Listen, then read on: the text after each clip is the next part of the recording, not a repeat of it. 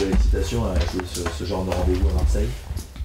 Après, on sait tous que c'est toujours des matchs importants et des matchs vraiment bien joués. On sait que Marseille, c'est une très belle équipe avec de très bons joueurs, donc c'est des très bons matchs à jouer. Est-ce qu'on a tout de suite la motivation parce que c'est Marseille, c'est un gros match, c'est 21h, Non, après, je pense que chaque match, il faut être motivé, dans le sens où il faut jouer tous les matchs de la même façon, que ce soit Marseille ou des clubs moins prestigieux.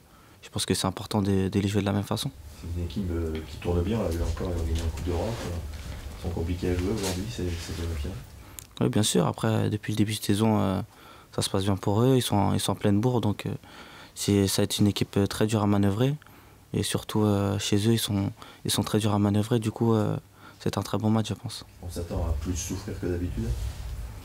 Après, on verra ça dimanche, mais on espère que ça se passera bien.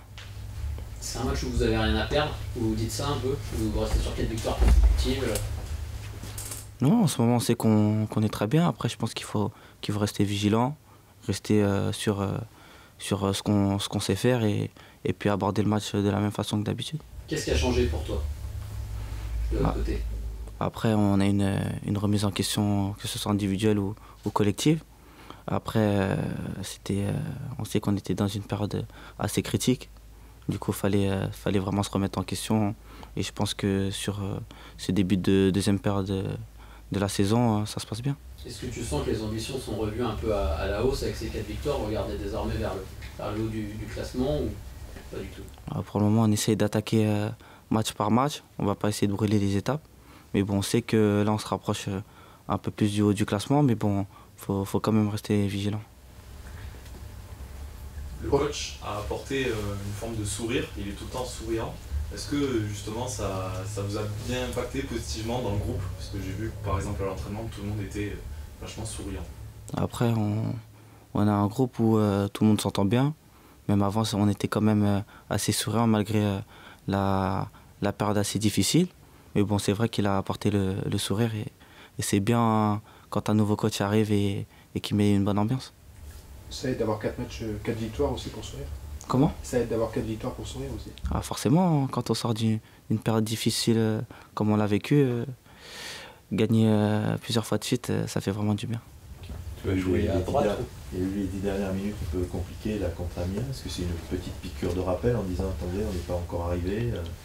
Non, ce genre de match, ça nous montre qu'il faut rester attentif pendant 95 minutes. Et je pense que c'est sur ce genre de match qu'il faut qu'on travaille beaucoup plus. Tu joues à droite ou à gauche à Marseille? Faut demander au coach. Bien tenté. Comment tu te sens, toi, depuis le début de la saison? Comment? Comment tu te sens depuis le début de la saison? Tu disais que tu avais parlé il n'y a pas longtemps que tu avais encore des choses à améliorer. Non, après, je me sens bien. Après, je sais que je ne suis pas assez régulier cette saison, mais je continue à travailler aux entraînements pour progresser dans ce domaine-là.